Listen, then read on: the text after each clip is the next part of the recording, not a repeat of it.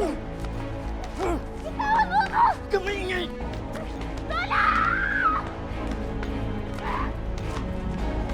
Tumahimik ka! Bitawan mo ako! Sino ka ba? Tahimik!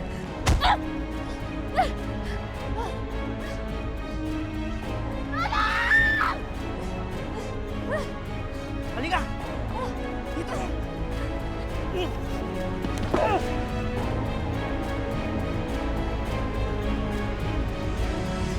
RJ, please. Hanapin mo na si Annalyn. Baka mamaya kung ano pang gawin ni Carlos sa kanya, baka mamaya patayin din na yung anak natin. Please, nakikiusap ako sa'yo. Hanapin mo na yung anak natin. Please, hanapin mo na si Annalyn. Baka mamaya mapahamak yung anak natin. Please. Please. Hanapin mo na si Annalyn, please.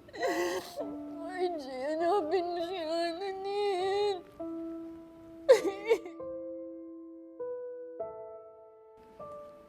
Si Annalyn, RJ.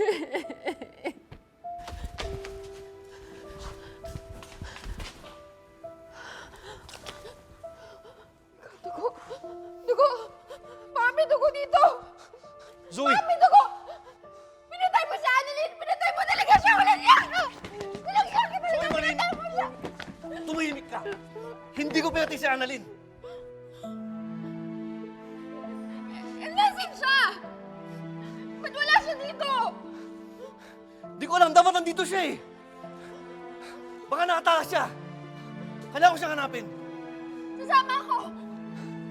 Zoe, nag-iisip ka ba? Dapat ma-realize mo, di ka pwede magkita ni Annalyn!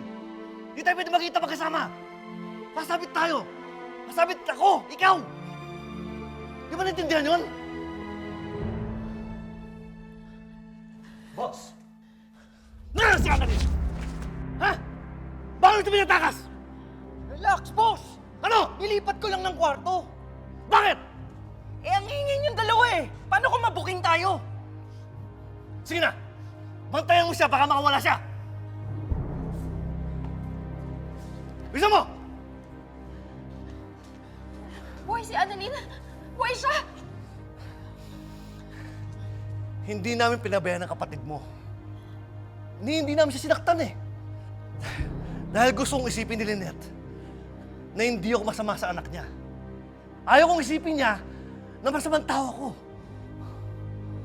Bobo ka ba? Pagkatapos ng lahat ng ginawa mo, sa tingin mo, hindi masama ang tingin sa'yo ni Tita Lynette? Alam mo, kahit anong gawin mo, masama ang tingin niya sa'yo. At hindi lang siya, pati lahat ng tao.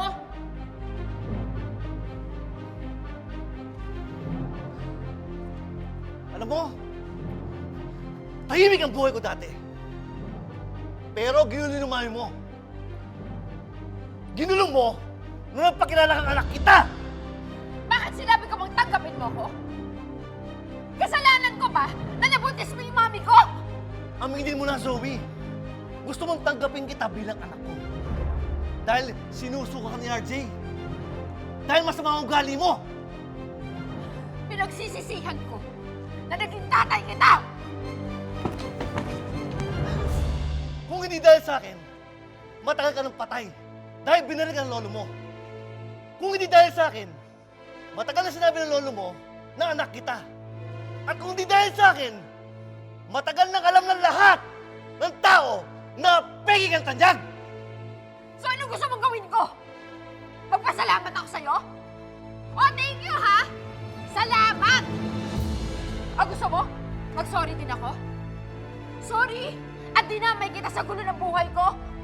Pasensya na, ha? Pasensya na! Nalaman ko pa na tatay kita! Sana hindi ko na lang nalaman!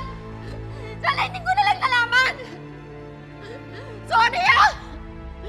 Sorry, ha?